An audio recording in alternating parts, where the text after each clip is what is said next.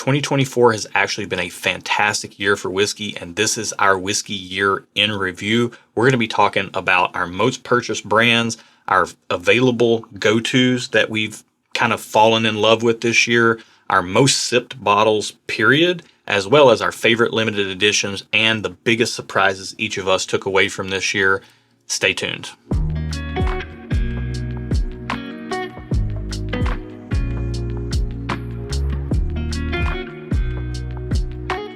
Welcome to Stuff and Whiskey. I'm Erin. I'm Josh. We wish you Merry Christmas, Happy Holidays. Thank you for joining us today. Yeah. This is our whiskey year in review. It's actually been a really great year looking back on all the releases that have come out. A lot of good stuff has come out. A lot of available whiskeys come out. There's been more things showing up on the shelves as demand has kind of waned a little bit. Is that right? Waxing and waning. I'm not really sure. Yeah. Demand has decreased. Waned. Yeah. Decreased. Yeah, I could have just said decreased. That would have been. You could have, but you like to sound smart. Why not complicate it? Why do anything simply when you can just complicate it a little bit more? So that's my motto.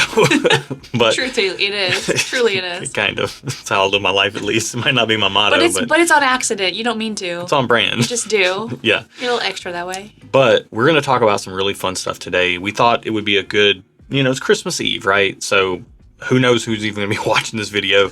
But True. We do thank you for joining and tuning in. Yeah. If you're new here, if you happen to be catching this for the first time, I'm more of the whiskey nerd of the two of us. Erin is a social sipper. She really only drinks on this channel or if we're hanging out with other people. So that's the context we bring to the bottles that you're about to see. Yeah. So we're going to talk about a few different categories that I talked about in the cold open. Let's go ahead and get into it. Let's do it. And first up is going to be our most purchased brand of 2024. And if you are a longtime viewer or part of our Patreon community, I'm going to give you 2 seconds to figure out what it is, because you probably already know. It is Nashville Barrel Company. Yeah. We love NBC. I mean, their releases, pretty much everything they do is a single barrel. Not everything they do, but most of what they do is a single barrel release. And the variety that you get from the single barrels, coupled with the fact that pretty much every one of their single barrels is good to great, if not completely exceptional, even better than some limited editions, it makes it a no-brainer for us. We do happen to live in Nashville, Tennessee, a few miles from NBC, so that makes it a little bit easier. Well, that helped us get exposure to the brand, but like with website ordering, anyone can purchase the whiskey from there. Yeah. I mean, they have a website. We'll put it in the video description below. You can check out bottles on there. Also, a great time to call out our Patreon community. There's a Nashville Barrel fan club section of our Discord that you can get plugged into through our Patreon, and it's a great community of people. I mean, the Discord's got all kinds of stuff going all the time. However, there is a Nashville Barrel fans section in there, and anytime a good barrel pops up that we can alert people to or other people purchase and really enjoy, they're posting about it. So cool. Definitely cool checking that out. But yeah, their stuff is just fantastic. It is sourced, so it's a little expensive compared to some of the other stuff out there. However, I'm convinced they just don't release bad whiskey. I've never had a bad NBC bottle. There are some we like better than others, but all of them have been good. The floor seems to be really good, and the ceiling is like some of the best whiskey, period. Yeah. So huge fans of this. Let's slide those down. And let's get into our next category, which is our favorite available go-to in 2024. And we thought this was good. And by the way, we have a whiskey channel, right? But we are regular people. We're not professional whiskey reviewers. This is the stuff we actually spend our money on. Yeah. We're not going out and buying it for the channel. This is stuff that we buy and drink on our own. So I think that I probably should have said that at the top of the video. That's okay. But you said it now. Our favorite available go-to bottle for this year is going to be Jack Daniel's single barrel proof rye. And I have to note that this is coming from someone who is a non-rye drinker. Not a rye guy. A self-proclaimed not rye guy. Yeah. And your go-to, if you're just sitting at the end of the night and you're like, I don't know what I want, Jack Daniel's barrel proof rye. Always hits the spot. Yeah. Granted, keep in mind, I'm a whiskey nerd. I really like big, bold flavors. So the barrel proof rye really fits within that. Also, just going to go ahead and tell you, this stuff is on shelves in our market for like $70, $75. I know that feels like an expensive bottle, but you're getting high proof. This one right here is 100, 32 proof, but they range High proof. they range from like the mid to high 120s up into the 130s, and there's even been some 140 proof plus picks or single barrels that have been out there. But I love the single barrel nature of this. It makes me more interested in buying the next one, and I love comparing single barrels to single barrels. Yeah. It makes a fantastic old fashioned. It's kind of an expensive bottle to be making an old fashioned with, but it's high proof, so you can dial the whiskey back a little bit. Flavor profile wise, it's killer. Absolutely awesome. Yeah. So it's a good one. Slide that over. Our most sipped bottle of 2024.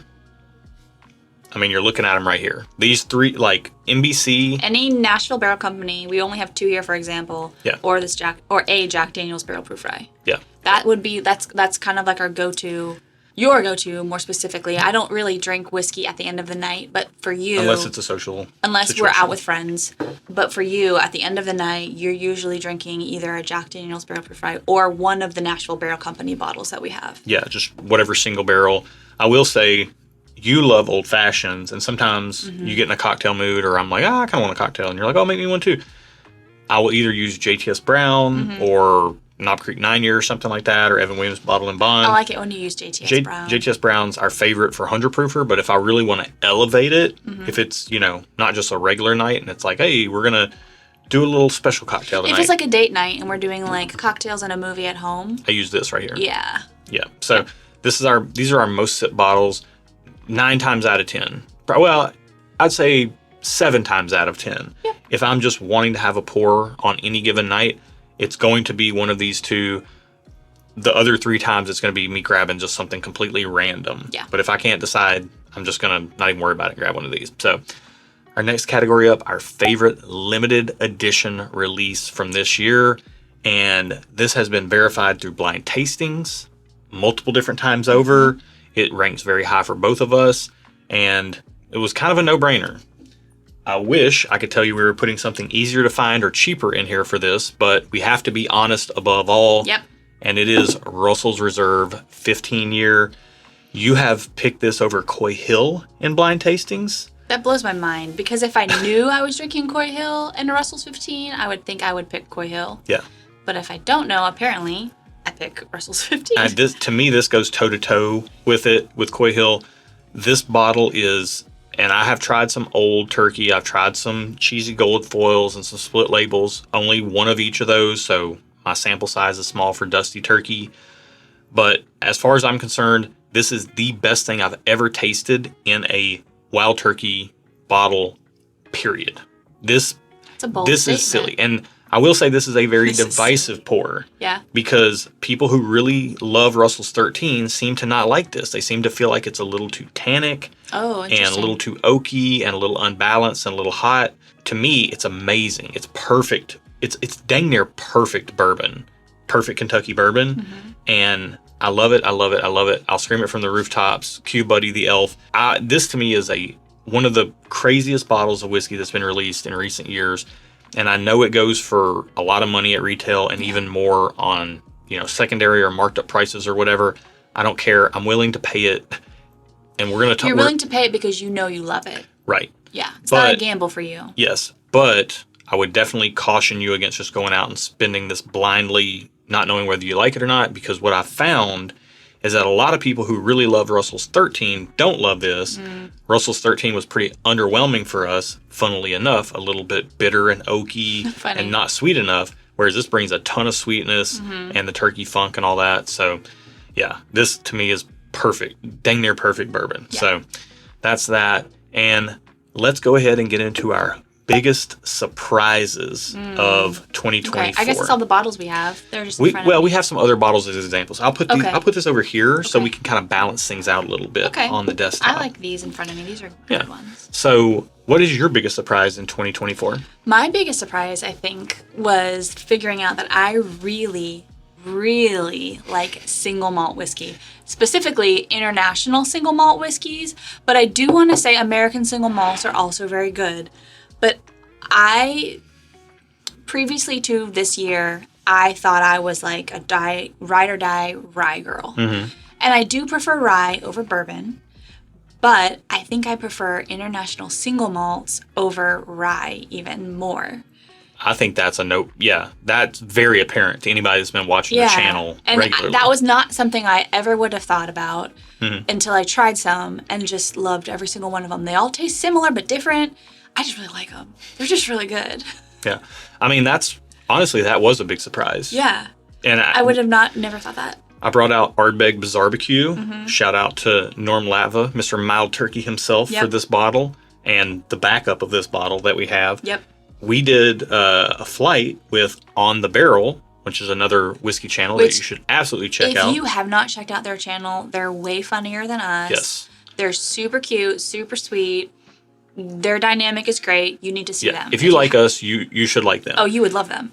But international whiskey-wise, we did a live stream with them, and we had a flight that included Russell's 15, included some crazy other pours, and this was the last pour of the flight. And you, me, and Dustin were all like, yeah, this is like, we all three picked this over Russell's 15. Yeah, which is Now, here's the thing. Erin's biggest revelation was that international single malts were really her biggest jam in whiskey. Yeah.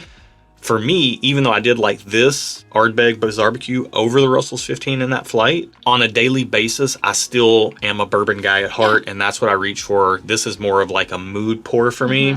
So my biggest revelation, I'm done. So my biggest surprise, my biggest revelation this year was my buying habits have changed drastically in 2024. Can confirm, as the person who sees how much he spends, I can confirm that they have changed for the better. Well, they're different. They're different, but I think they've gotten better. Confession time. It's the end of the year. Let's go ahead and let's be honest. For a bottle that I want, I have not gone into a store at all this year. I just haven't. Yeah. Again, shout out to our Patreon community. You can get plugged in down there. But like, if I'm looking for a bottle that I can't find, or even that I just want, it's easier for me to just post up like, hey, I'm looking for this. Does anybody have this in their market? Like, people are shopping at stores more often. It helps them to buy more at the stores, and they get to build those store relationships, and then I can compensate them. It's like we help each other out. It's symbiotic. It's a great situation to be able to do that. And also, like, I just don't want for much. Like, to me, my sipping habits are such that I really just need a few shelf staples. Like, I need one of these. This is a shelf staple. And I need like one or two good solid like mixer type things, which here in our market in Nashville, Tennessee is usually Early Times Bottled and Bond and Wild Turkey 101 and Buffalo Trace. Like, I can get by with just those and this. I'm fine with shelf stuff as far as that goes. Yeah. And then I have really focused in on single barrel picks from trusted palates. Now, we've been doing so many picks this year and we release those through our Patreon, which is in the video description below. But before that, I was already keyed in on barrel picks, and it was through our local store. But the biggest point with that is find a palate that you trust, that you can rely on to know that, hey, they pick barrels for these reasons. Yeah. Don't just go out and buy barrel picks willy-nilly if you don't know who picked it. This is like a problem with getting barrel picks at a place like Total Wine. You don't know who from the staff was on that barrel pick. You don't know why they picked it. What their palate is like. They may like really hot and spicy whiskey, and you don't. And you don't know that. Or they might like the really relaxed, smoothest thing possible, and you might want something that has more personality in the pour. So, with us, when we're doing barrel picks, we are focused on a really concentrated, like, flavorful experience, and that to us is what separates special bottles from bottles that just sit on the shelf. And it's hard to get that concentration of flavor with bottles on the shelf. So we're looking for that extra element in our barrel picks. Yeah. And if you like that, then you would probably like our barrel picks. But this year has really been focused on just a few key shelf bottles, barrel picks, of which we've done. But again, I would pick a different store. If we weren't doing barrel picks, you would find a trusted palate, like a trusted YouTuber or a trusted store owner, and then get their barrel picks. Yeah, I mean, our local store loves really sweet barrel picks that have a nice finish. I like those things, so that it's a no-brainer. I like their barrel picks. It doesn't matter if they're picking a Wilderness Trail or a Wild Turkey. I pretty much know I'm going to like their barrel picks because that's what they select. That's the criteria. Wow. I mean, yeah, that's how you want to say it. That's the criteria that they use to select their barrels. If Josh didn't say it before, we're in Nashville, Tennessee. And I was born and raised, so Well, butter my buns and call me a biscuit. So there's that. And then the other part of the equation for me is that instead of trying every new release and buying every new brand that pops on the market, I mean, we do still do that for the channel. But when it comes to my own personal whiskey budget, I would honestly, it's to the point to where I value experiences and sharing special whiskey with friends so much more. Oh, I forgot to bring my barrel pick example out. Bring it out. So, and then you've been speaking a long time, my love. Sorry. So I got a lot to say about this. I feel very strongly about this. Okay, that's fair. You know I do. You do. So this is a Dark Arts pick that I actually was part of facilitating with Barrels for Hope, which is a charity organization that I'm on the board for. It's separate and apart from Stuff and Whiskey. Yep. But Dark Arts, you know, we've done all kinds of picks this year, but this is just serving as an example for a barrel pick. But the other thing is, I would rather have, and this is just the point in my whiskey journey that I'm at, and I respect if you're not, and you can disagree in the comments below if you would like to. If I'm drinking it by myself, I'm reaching for these because I can get these and I enjoy these. I buy bottles like this, even if it's at a markup, and I know some people disagree with that. I don't sit around and drink this by myself almost ever, unless it's my birthday or our anniversary or Aaron's birthday, or there's like a very good reason for me to sit around and drink a special bottle like this by myself. I don't do that. Well, if it's our birthday or an anniversary, we're drinking it together. That's not by yourself. Right.